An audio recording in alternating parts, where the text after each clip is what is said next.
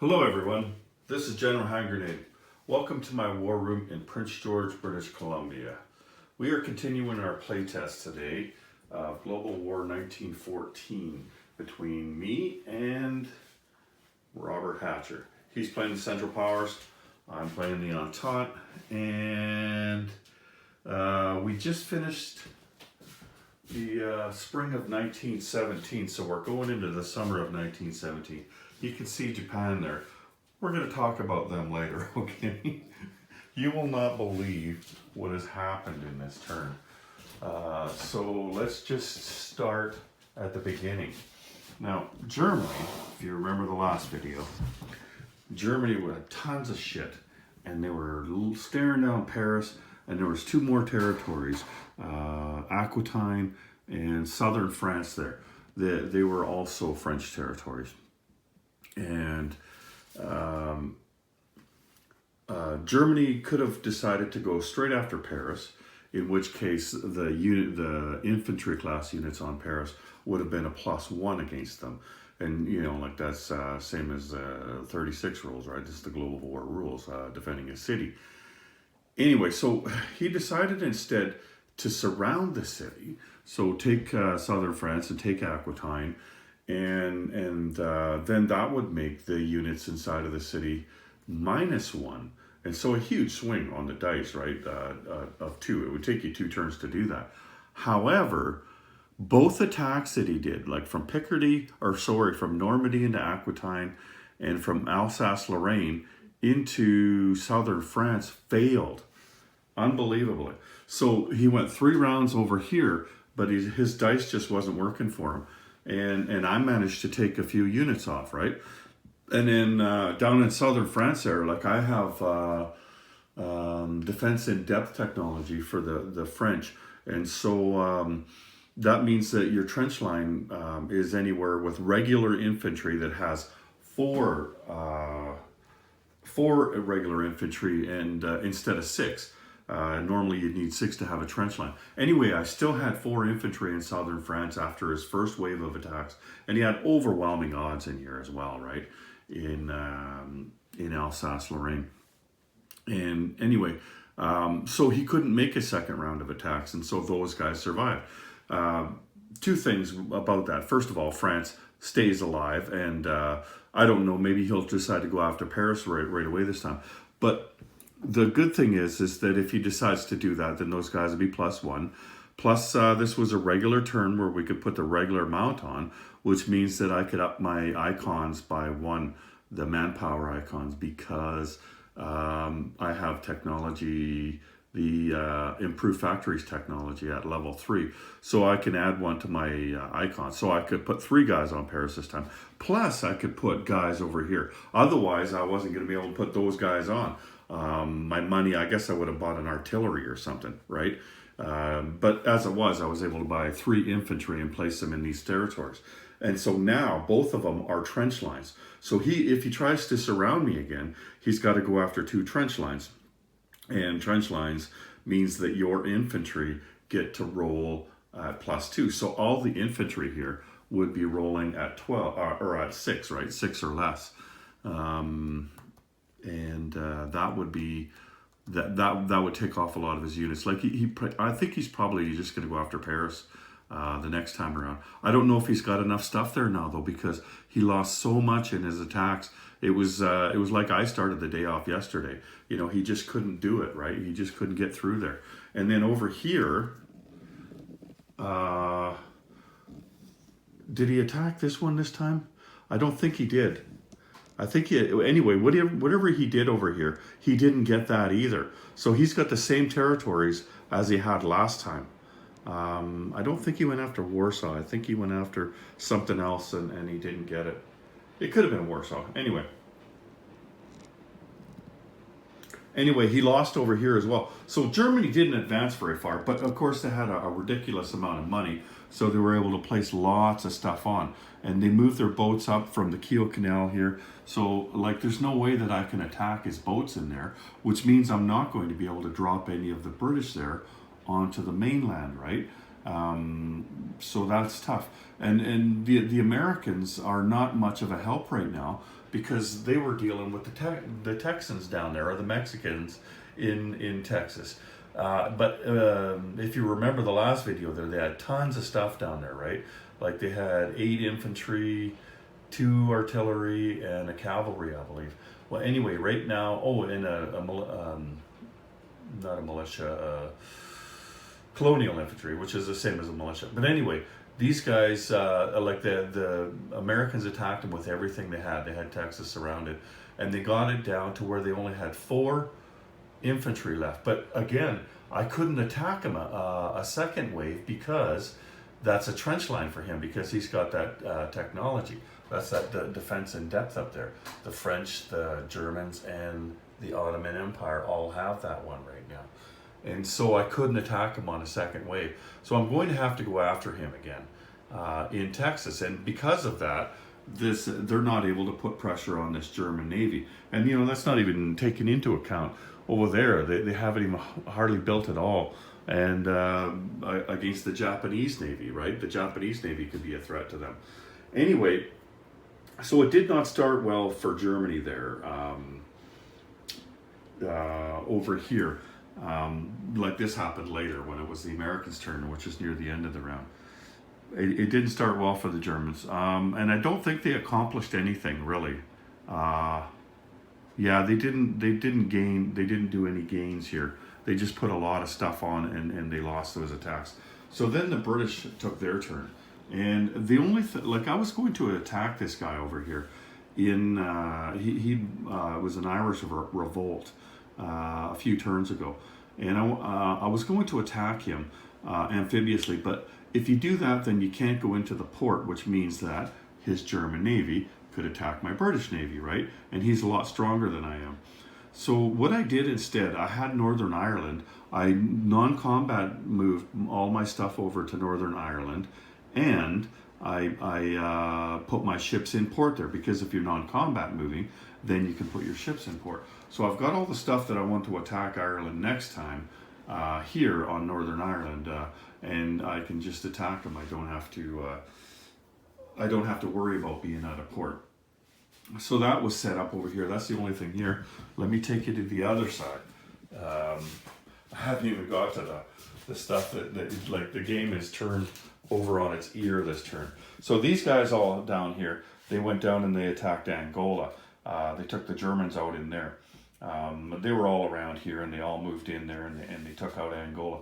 So the only German presence left in Africa is here in Cameroon. He's got 3 units there. And then the Ottomans have 1 cavalry over here. That's the only guys that are left from the Central Powers. At this point, I don't even know what cards are left. You know, Britain joins the Central Powers or something. I don't know anymore. Anyway, so this turn I did that amphibious assault that I did last turn, because I had 4 infantry left on the transports here. So I did attack here, and luckily they didn't get hit on the first round because they didn't have any naval infantry. So they didn't take any losses like that. And they did attack them for 3 rounds. Like the Ottomans had a lot more on there. So they whittled them down to where they are now. And this is what they have left. The British, like the British did better than them, but they didn't manage to take it out. And I was going to be surprised if I had. Like, you only get 3 rounds, and the amount of stuff he had, and the units that I'm rolling at, like, I mean, they're all infantry, right? So that wasn't going to be very well.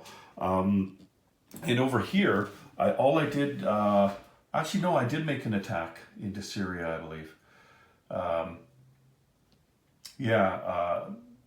Either I made an attack or I did an attrition attack. No, I think I made an attack up into Syria. So we managed to whittle our units down there as well. That's right, yeah. So otherwise, it would be piled up a lot more than I think he had 8 of these colonial infantry before I started attacking there. And so then the British just fortified there. Also, they took back here. This was owned by the Japanese before this turn began, and they took it back. Now, one thing that's happened down here is the Ottomans. They managed to roll on the diplomacy chart. They've been sitting there just for 1 away on Afghanistan for, I don't know, like 3, 4, 5 turns, right? They've almost had Afghanistan. They finally hit it, right? He rolled a 2. And so they got the 2 guys that were there, plus they moved another guy in, right? I mean, that gives them an avenue into India there. However, it also gives India an avenue out of there, because they didn't want to attack a neutral. That would have costed them 7 IPP to do that. And, you know, like, you don't really want to be wasting your money. If you had too much money, then sure, you know, attack Afghanistan. But then you got to attack 2 mountain infantry in a mountain and pay that amount of money. Like, it would have just been too much, right? But we'll see what happens there now that that door has been opened, right? So then what happened? That was the British. Oh, they did go after, I had all my seaplanes sitting around there, and they were all ready, but I missed them. Like, he only got 1 round. I rolled a seaplane, and I rolled a torpedo boat destroyer, because I have depth charges and hydrophone technology now, and I didn't get him, so he submerged on me. And oh, by the way, on Germany's turn, he did convoy me. The reason he moved up there is because he was I kind of had him surrounded down here. So, you know, he figured, okay, I've got 1 more before they get a shot at me. So he went up here. It was a good move by him. So he could convoy this line here. This line here, you could take 6 off for the British, right? And down here, you're only taking 3 off for the British and 1 for the French, right? Up here, this is a total of 9. And that could happen too, because he's got unlimited submarine warfare, which means that he gets +4 on his dice, right? And so that was a pretty good move on his part, and then it survived. So he's going to get another round of doing it, because I could only reach him with the 1 seaplane. He must have looked at that for a while before, because he knew right away which sea zone he was going to. He didn't have to think about it. Anyway, good move by him there.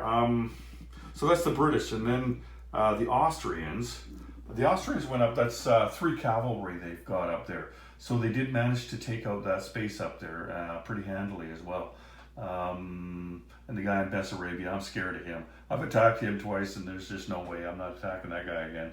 And that's basically all Austria did, Austria-Hungary, except for they fortified the Austrian-Italian border as much as possible, because they've got 7 artillery there now. The Americans had lend-leased them 1 artillery, and so they've got 7 artillery. And let's show you this, since it's new. This is the Italian elite unit. So these guys purchased one of these this turn. That is Bersaglieri. I'm not sure if I'm saying that right. Anyway, that's what those guys are. Bersaglieri, we'll call them. And that's their elite unit for the Italians. So they purchased that and put it in there. And then they only did an attrition tack. They were kind of scared after the last time, where they lost, what was it, 8 units or something like that. So they thought they better build up a little bit this time before they try it again, right? It's tough to attack a trench line. And now that we're over here, I could show you this a little closer. So the Americans had Texas surrounded, and they went in there and they did as much as they could. They took them down to 4. So they still have a few units down in Mexico there, and quite a bit over here. Like they had to, it took me a while to retreat, because there's 3 territories or 4 territories actually that surround Texas. So I had to decide which units to move where, right? One of the things I found, the only penalty I had when I attacked him, was I have to cross a river from this city here. So I only moved 1 U.S. Marine there. He doesn't have a river penalty, and the artillery don't have a river penalty either. They just fire right over top of the river, right?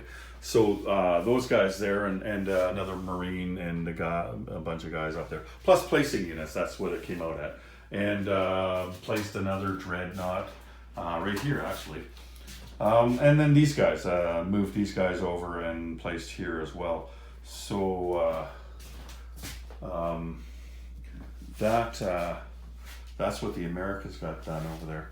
But the Ottomans, they didn't advance their cause at all. They just basically built up and got Afghanistan, like I was telling you earlier. Otherwise, all they've done is defend and build up. They didn't realize that the Russian boats weren't in port, so they could have attacked them, but they didn't. And so the Russian boats moved over and put into port in Crimea there, right? So that was a missed opportunity by them. And like I didn't realize that he didn't know that. Otherwise, I would have said something to him. But like, there is no port for them to be in here. Like they literally don't own anything on the coast here. So how could they be in port, right? That one's on you, Bob. Anyway, the Russians did nothing except defend. They bought a couple of Cossacks this time, though. That's their elite unit. That's these Cossacks right here, right? Oops, I'm not even looking. I didn't want to put them on one of the elite chips, so I kind of painted the base and put a star on them, because there's a star on the elite chips and they're written in the same colors, silver on black. So that's what I did. Anyway, they didn't do anything, but we're going to get to them in a bit too, because huge things are going on here. The French, all they did was place. They did nothing but place units on to defend, right? They didn't attack anybody.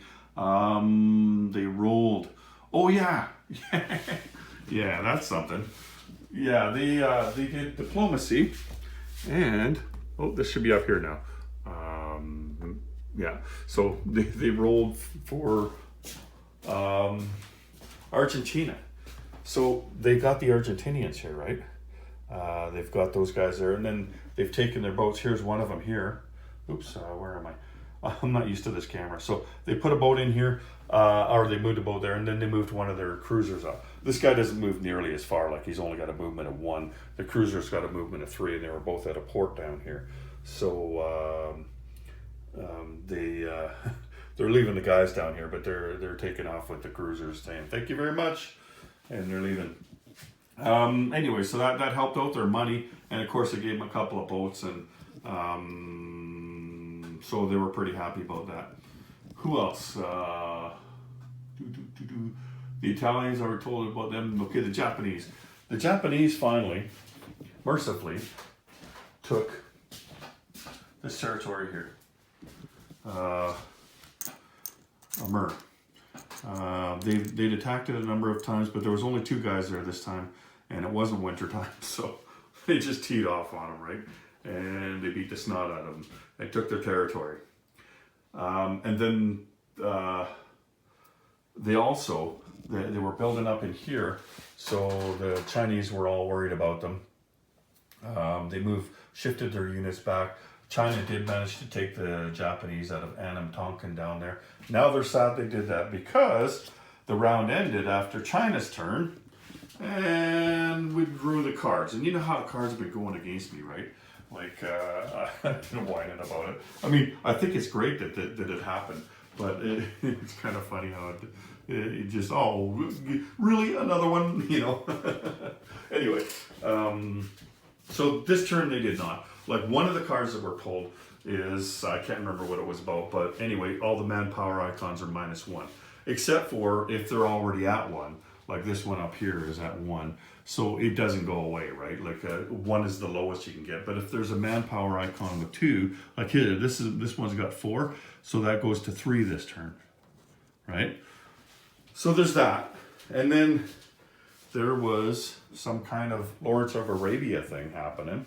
So the British got a free camel and a free militia down here in our colonial infantry. I ran out of colonial infantry. Send me your Anzac. I've run out. Yeah, we're finding out that we need more units to play this game than we thought. Anyway, so I got those, some kind of Lawrence of Arabia thing. So that was a card that went for me, and I was pretty darn excited.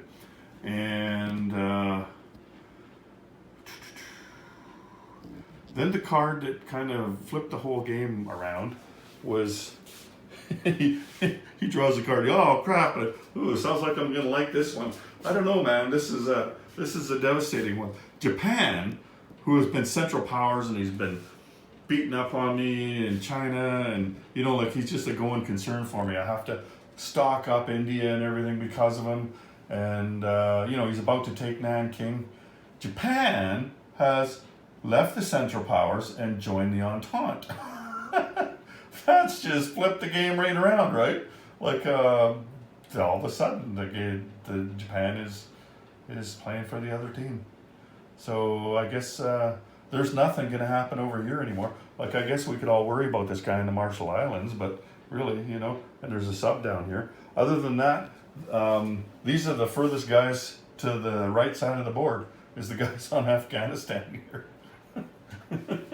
It just, I don't know, man. Especially since they already have the Chinese, right? Like this turn, if China hadn't already entered the war, then we would roll for the Chinese. And I can't remember what they are, the numbers and everything, but you'd see if the Chinese were neutral or if they were picking a side, right? Anyway, now I've got Japan, and that's going to be tough. I don't know what cards are left in that deck, but with Germany not being able to take out France this turn, I wonder if he regrets that now after what happened with Japan there. Anyway, with that happening, with the Americans about to take those guys out over there, like there's not much he can do. He can put one unit on over there, right?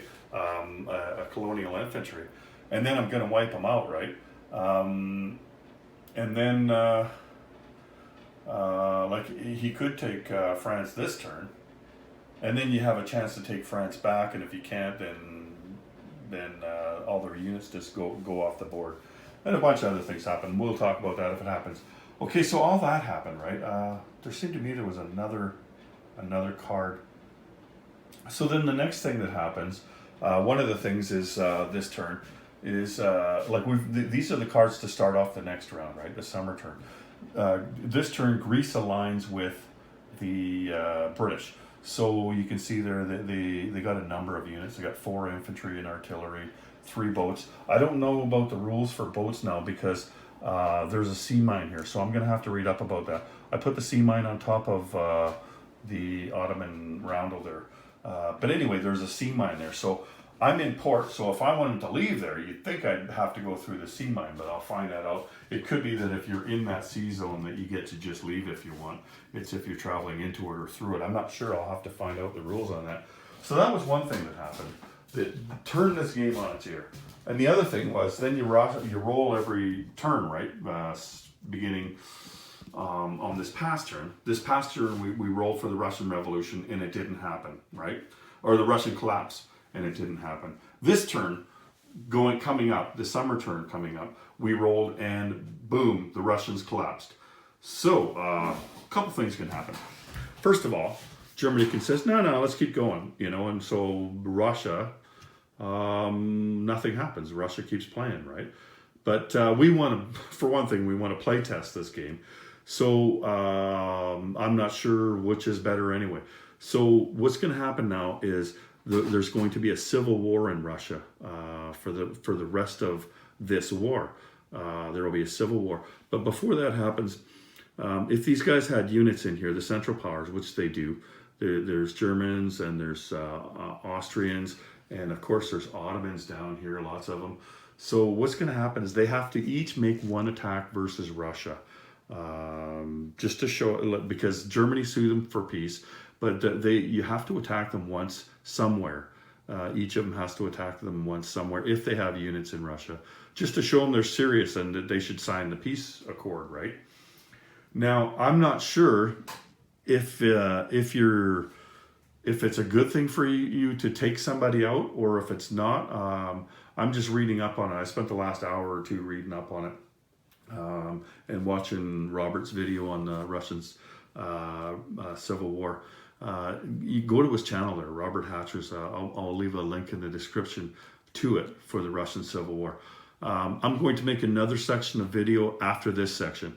Like for you, it'll just be, like a blink of an eye and you'll be watching the rest of it. For me, it might be a few days because I have to still talk to Bob and he's not really available now. So I have to, when I can get a hold of him, right? Just to clarify a couple of things, because for one thing, this stuff where he has to attack me has to happen before you switch the units out. Because once that happens, once those 3 guys do that, then the Russians take their stuff. And A lot of these units come off the board, right? And then you put down the White Army. There's a whole bunch of them. So these guys, the red guys here, or the brown guys, become Soviets. So you've got Soviets and you've got the Whites. And then you've also got a Ukrainian army down here. And you've got a Polish army in Poland over here. And there's a civil war going on in Finland. And the Germans have there. And then there's a couple of things that happen in here as well. And then you place your Russian armies. Like you get half of what's here, but there's a minimum number of stuff. Like for instance, there's 15 infantry and 5 cavalry. And that's another question I have to ask them. Because these elite rules are brand new, right? And so it's not written into the rules that I'm looking at online. If you get to keep any of your Cossacks, like I've got 3, 4, 5 Cossacks. It says you keep 15 infantry, 5 cavalry, blah, blah, blah, you know, a bunch of other stuff, right? Now, there was no such thing as elites when they wrote that. So I'm wondering if you can keep half of your elites there. I've got 2, 4, 5 Cossacks. So I'm wondering, can I have 2 Cossacks and then 3 cavalry? I don't know. I'm going to have to find stuff like that out before I can set up for the revolution. And before we can, like he has to attack these before we set up. So I don't know. I don't know if we're able to do that because we might not be able to play for another week or 2. Just previous commitments that we have that we can't get together and continue the war. But we have no interest in stopping. Like that, we're not just going to say, well, that was fun anyway. Join us next time, right? No, that's not. We want to finish this game. We're having a blast playing this game, and it's a good game. I think it kind of, I don't know, doing that with Japan there, it's kind of weird, I think. I told him I don't feel good about this. You know, he says, hey, no, that's, you know, I'm lucky to have Japan as long as I did. Normally they should be with the Allies, and I don't know, man. It just seems like it kind of, you know, I don't know. We'll see what happens. We'll see if he can recover from that happening. So I don't think I have much left to tell you. I showed you everything that's happening around the board. Let me just look around. I don't think I missed anything.